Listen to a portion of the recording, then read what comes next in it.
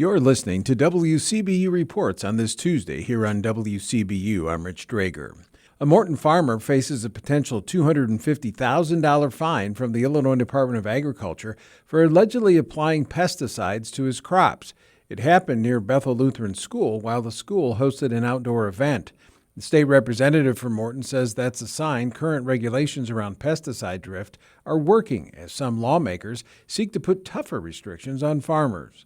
Lauren Warnicki reports. In a notice from the Illinois Department of Agriculture about its plans to issue the fine, Morton farmer Mark Egsty also received word about potential revocation of his private applicator and operator licenses as a result of alleged violations to the Illinois Pesticide Act. Katie Vandenberg is the parent of a Bethel Lutheran School student.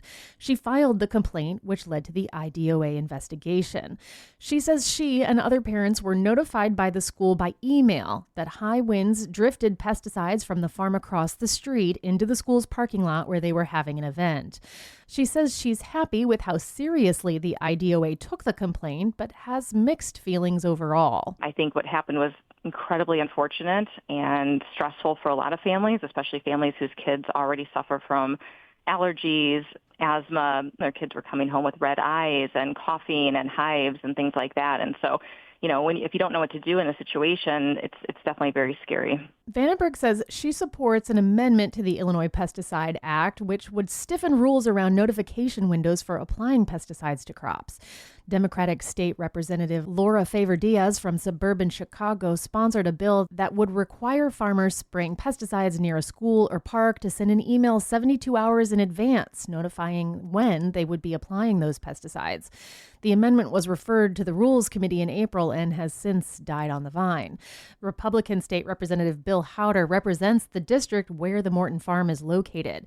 He was opposed to the bill. This would put more regulations on the farmers to have more time ahead of time for warning when they don't know what the weather will be like at the time of application. If this was in place, this would have been one more checkpoint for that farmer to consider. Vandenberg hopes it will be revisited in the fall veto session. I actually think this could be good for farmers to get this passed. I know there's a lot of pushback from the Farm Bureau, from the Soybean Association, and from people that support them. But, one more stop, and he wouldn't have had to deal with the stress, the time, the energy, and now obviously a huge bill. In a recent social media post, Howder said the IDOA's decision to fine Egsty demonstrates that, quote, current regulations worked.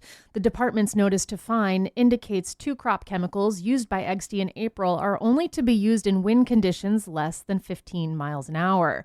The report says recorded wind speeds at the school were in excess of 19 miles per hour when both chemicals were applied.